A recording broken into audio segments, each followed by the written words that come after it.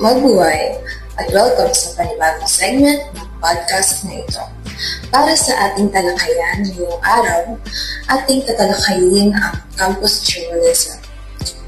Tulad ng sinabi ni Joseph Pulitzer, our republic and its press will rise or fall together.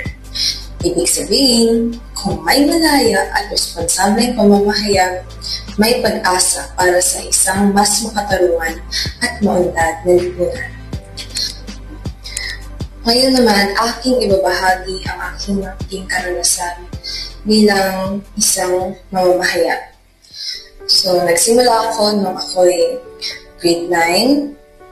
Ako'y dating miyembro ng English publication at naging editorial writer nito. Napagtanto kong umalis sa publication iyon dahil hindi ako masaya sa medium na ginagamit ko at sa aking palagay na mas mamahalin ko kung ako'y nagsusulat sa Tagalog. So, sumunod na taon, lumipat ako ng Tagalog publication namin. Tapos, hindi ko naman in-expect sa pagtanto ko na magiging pumapatnugot ako agad. Ang dahilan naman daw ay matagal na akong miyembro ng publication na yun. Pero yung publication na yun, idle na siya.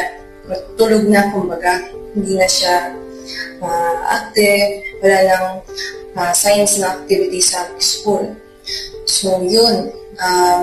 Medyo nakakabigla nung unang taon ko sa Tagalog publication kasi mataas na agad yung inassign sa akin na pesto at parang napakarami ng expectation ng mga kapwa ko membro ng publication na yun. Ang masakit pa, yung advisor namin walang kaalam-alam sa campus journalism.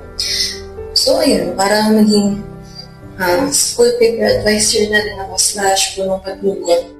Naging punong patnugot na ako ng aming Filipino publication. Siyempre, wala kaming kaalam-alam kung paano patakbuhin yun kasi tunog yung organisasyon na yun nung pandemya at bumalik lang last year lang actually. Tapos, kahit na naging member ako ng dating English pub, hindi rin naman yun sapat para magpatakbo talaga ng isang hilaw na school publication.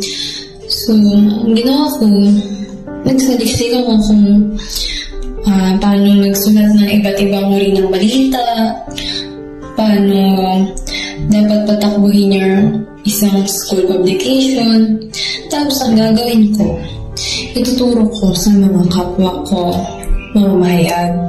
Isipin mo, ang mga kasama ko doon, mga grade 11, grade 12. Tapos ako, grade 10 pa lang, naantasan ng maging punong patnugot. Taas mga expectation nila sa akin. Siyempre, hindi naramdaman ko. Pero nung katagalan, nakuha ko rin naman yung loob nila. So, sa unang taon ko, bilang punong patnugot ng aming school pub, sobrang hirap talaga. Napakahirap dahil hindi namin alam gagawin. Yun, yung pagdidyaryo, hindi namin alam kung ilang mga artikulo dapat, kung paano ba ng mga miyembro, mag-training, hindi namin alam, wala kami kaalam-alam.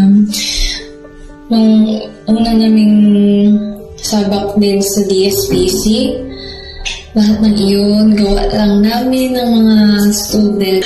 Tapos, masaya lang nun, unang taon namin, naman kami mag-layout, nag-seminar kami ng layout, kaya kami nag-layout ng newspaper namin.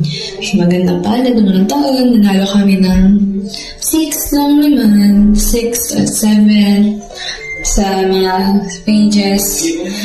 And so far, yung unang taon, parang nasusuko na lahat ng miyembro kasi wala talagang progreso. So, sa kalawakang taon sa publication na yun, sinasabi ko talaga sa sarili ko na babawi ako sa organization, babawi ako sa mga miyembro. Unang araw pa lang ng pasukan, nag-shoot na kami ng broadcast para man lang bigyan sila ng spirit na yung publication namin is nag-i-exist. So yun, gumana naman yan yung ginawa ko. Dahil doon, nag-gano yung mga students, marami na nag-inquire sumali. Marami din kami naging bagong miyembro dahil doon. Tapos, nagiging active na kami, mostly sa social media. Kasi yun na lang yung way namin para mag-serve sa community. Then, nag-meeting kami once or twice a week para update yung mga postings. Parang aming talagang goal is maging active sa digital journalism. And yun sa magbuting palad, nabuhay namin ulit yung organisasyon. Nagkaroon kami ng maraming commissions, maraming sidelines, namin nagpapagawa sa amin ng mga layouts, mga teachers, nagpapabook para sa events. And isa pa magandang achievement namin, yung mga kasamahan ko nakakuha ng awards. Actually, yung awards na nakuha nila, nagbunga yun ng mga self-taught trainings nila kasi wala nga marunong sa amin sa Tagalog publication sa aming school. So yun, nagkaroon naman kami ng formal trainings pero mga 2 days na before ng event.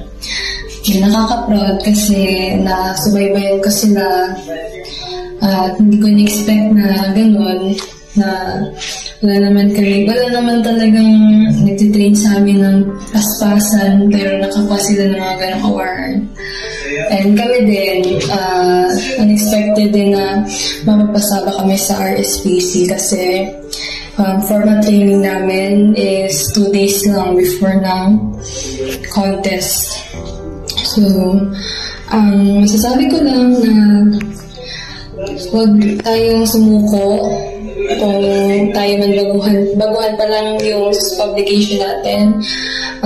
Sa una talaga medyo tatagilid pa yan, pero kung mamahalin mo lang yung organisasyon, doon mo mahahanap at masaya ka pala sa ginagawa mo.